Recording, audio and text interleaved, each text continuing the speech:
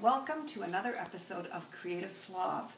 Today I'm going to make something very special. It is called Kvass. It is a drink that is commonly found all over Russia and periphery countries. It is a drink that is very inexpensive to make, and therefore this is something you might want to try at home. So it does have a slight alcohol content, very, very slight, because we are going to put some yeast in there. But it's a drink that's commonly had in Russia and Ukraine and all the countries, Latvia, and they drink this drink, sell it on the street corners, and very common for everybody to have it. So if you don't want to pay for beer, which may be kind of expensive, and it's a hot summer day, you want to make yourself a batch of kvass. So what you need for this is a black bread, and this is what it looks like. It's a dark rye bread with a very strong smell. And you are going to get a pot of water. I put in about 4-5 cups of water. You can adjust that for how much kvass you want to make.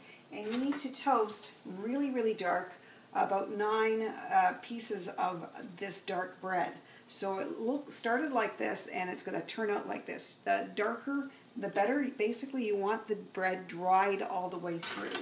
And what you're going to do, very simply, you have the water here in a pot boiling, and then you place the bread, turn off the heat, and you're going to place the bread into the water, and you're just going to let that bread soak overnight. So it's in there, and I already see a slight color change, which is kind of exciting. So I'm just dropping my black bread in there, and wait for some magic for tomorrow. So I'm going to just pop that in there, and I'm going to just make sure it gets all covered with water. And then I'm just going to cover and let it soak overnight. And we'll be back again later on. So now, bye-bye. We'll see ya. Hello, welcome back to the kvass making. I have in here, I forgot to mention, what I put in here is actually 16 cups of water. You can put more or less depending on how much you want to make. So this juice is sat overnight, and what you want to do is you drain the bread and the juice, and it feels kind of like a wet sponge, and it's kind of gross. But the color is coming out of the bread. There's molasses in this kind of bread, so that's where you get that deep brown color. Trying to squeeze as much as you can. You don't want the bread to break up, because then what you will have is too much of the gluten in your drink, and that's going to be too heavy.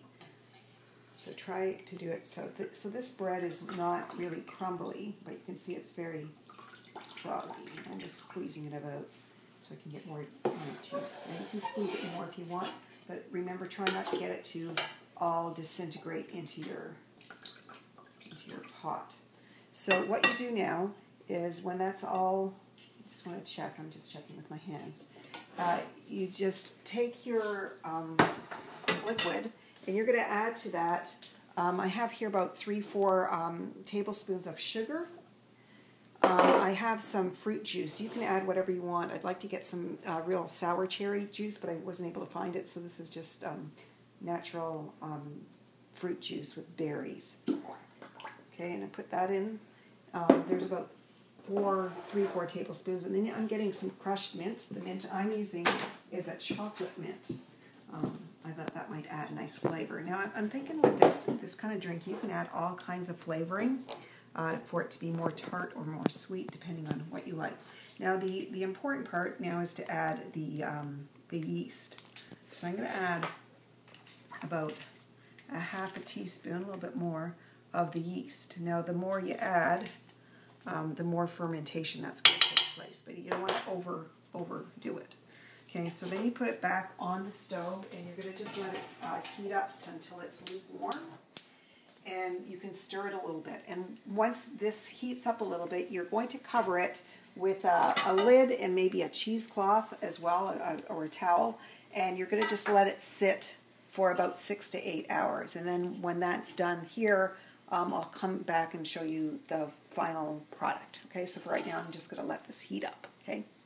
Hi, so we're back here with the kvass all refrigerated and cooled down. As you can see, I made quite a bit from that with 16 cups of water. So if we're looking at the price of beer these days, which I have no idea what the price is, this is a much better deal. Of course, you won't have the same alcohol content, if any. It's just slightly fermented.